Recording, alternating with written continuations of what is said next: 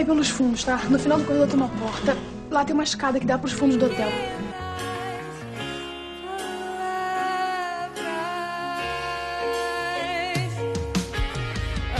por aí querendo te encontrar em cada esquina, para em cada olhar.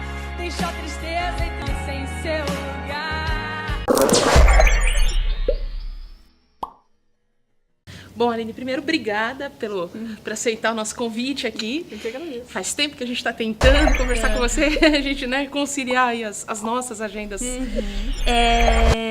Eu queria começar perguntando para você, o que veio primeiro na tua vida? É teatro, é música? Onde é que você encontrou, onde é que a arte te encontrou nesse caminho?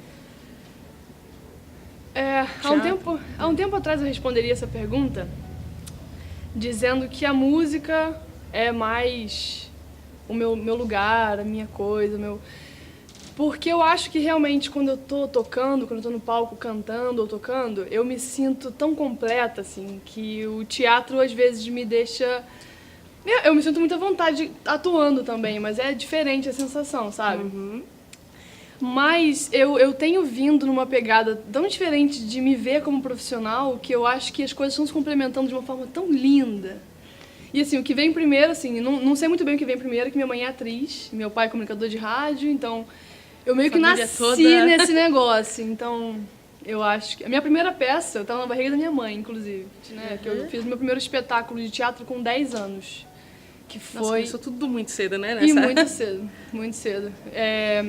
Mas foi meio assustador, entre aspas. Hoje em dia eu vejo, porque foi numa praça pública, e tinha 2.000 pessoas, eu fiquei meio... E era uma peça religiosa, então enchia, as pessoas vinham falar com a gente no final. Ai, muito lindo! E eu não sabia muito o que era isso, né? 10 anos, eu tava meio... o que eu lembro da peça é que eu gostava de rodar, a saia que era rodada, assim. ficava rodando. E aí foi meio isso, assim, a lembrança que eu tenho mais viva do meu primeiro momento no palco, que foi, acho que com teatro, assim. E aí a música, qual que é o Então, teu a caminho música, aí, né? quando eu vim pra Niterói, que eu não sou de São Paulo, sou de Niterói, né? Eu não moro lá, sou de Friburgo, na verdade. Mas a primeira recordação que eu tenho foi num show eu acho que eu tinha 12 anos, que foi a minha primeira banda de rock. E eu tocava guitarra, e era uma banda só de meninas, então a gente tocava em motoclube, era uma coisa bem... sabe? Que legal.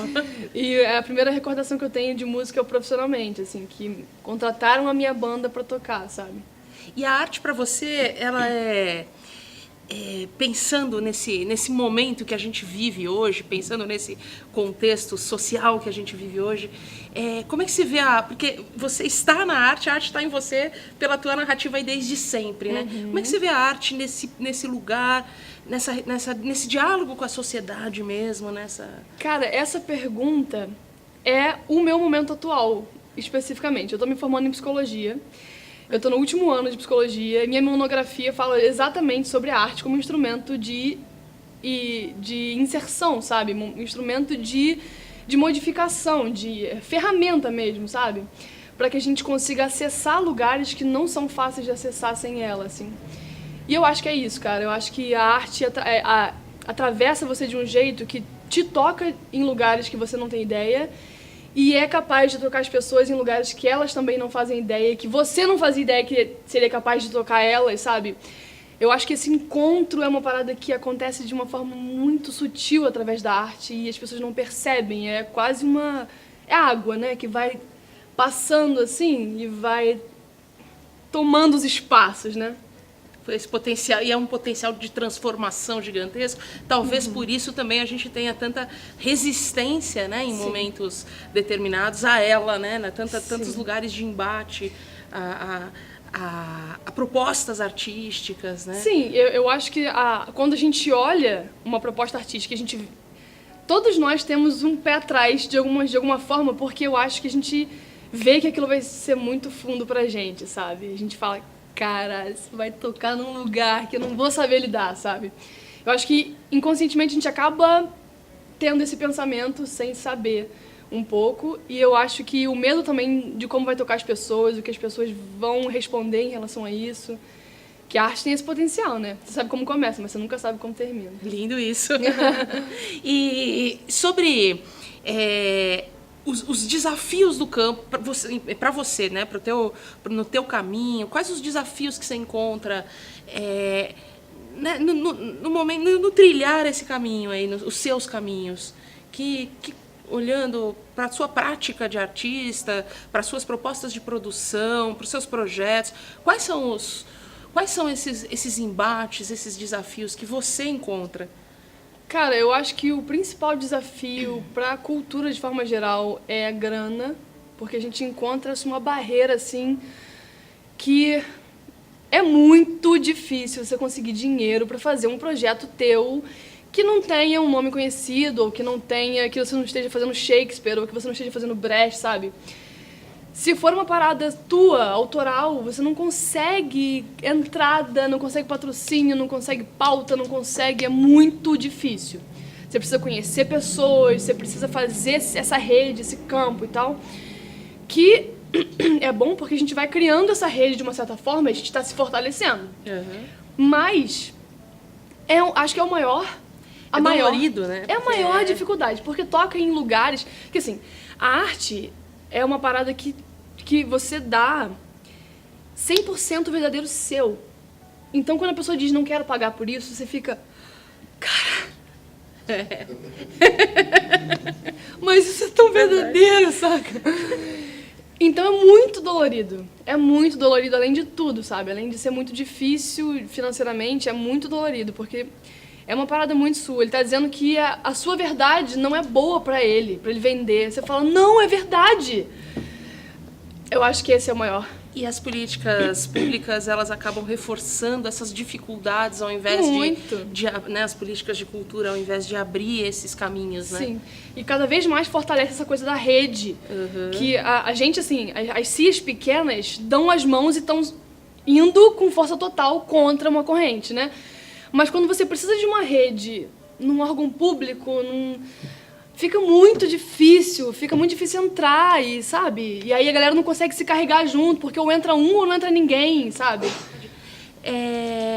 Qual que é a diferença para você como atriz na experiência, porque é claro que na linguagem, nas escolhas, aí tem diferenças claras, mas você como atriz, na experiência, entre fazer um teatro para jovem ou para criança e o teatro para adulto? E a responsabilidade disso, porque acho que tem uma responsabilidade enorme, né, nesse viés aí do E que do bom que você juvenil, tocou né? nesse assunto, porque o teatro infanto-juvenil e teatro infantil, ele é muito desvalorizado, né? Sim. Assim, quando você vai numa pauta num teatro, o teatro infantil não tem acesso a todos os refletores, por exemplo. Ele é sempre colocado num lugar como algo menor quando não seria, né? Exatamente. Que, na verdade, nós da minha companhia, a gente considera o espetáculo infantil mais difícil do que o adulto no sentido de que você tem que fazer pra criança, mas você tem que fazer pros pais. Porque eles têm que querer estar lá, e os pais são referência pra criança, entendeu? Se o pai vai num teatro e não gosta, a criança olha pra referência que é direta, entendeu? Então, o nosso objetivo é sempre fazer um espetáculo, e quem já assistiu os nossos espetáculos sabe que é assim mesmo, que os adultos sempre se divertem, que tem piadas que são para adultos especificamente, sabe? Coisas que são direcionadas. O teatro é sempre em camadas, coisas que crianças muito pequenas sabem, coisas que crianças mais velhas vão entendendo e coisas que só adultos entendem, piadas de um contexto maior, porque a gente acredita muito nisso. A gente acredita em formação de plateia, sabe? Informação de pessoas. Né? Se a gente não colocar o valor ali na base, depois a gente fica reclamando aqui que o teatro tá vazio, que o teatro, né? Exatamente. A gente fica reclamando dos problemas que, na verdade, existe uma série de variáveis, mas uma delas é a nossa também não preocupação naquela formação de base, né? Sim, totalmente. Que criança não tem jeito, né? É investir na criança para que isso seja um futuro diferente. Para que seja, de alguma forma, uma esperança, né? De plateias cheias e de um público que gosta de pensar numa peça que vai, não gosta de tudo mastigado, sabe? E a gente investe muito nisso, num espetáculo infanto-juvenil, que seja para criança, focado para criança, com histórias fáceis, simples. Normalmente é bem tranquilo, assim, o roteiro e o nó da história, né? Mas as coisas vão se desfazendo de uma forma que dá pra você levar todo mundo, assim, todo mundo se diverte. Abraçando a todos, né, Ana? Isso aí. Isso aí. Muito linda essa conversa. Obrigada, Eu Aline. que agradeço. Eu agradeço muitíssimo aí a presença e espero que vocês tenham gostado. Eu também. Não, amor, não é nada contra você. Só que pra falar de mulher, mulher você precisa ser. Dá até pra esboçar, imaginar, especular, mas enfia em outro lugar essa certeza sobre um assunto que você não tem propriedade pra falar.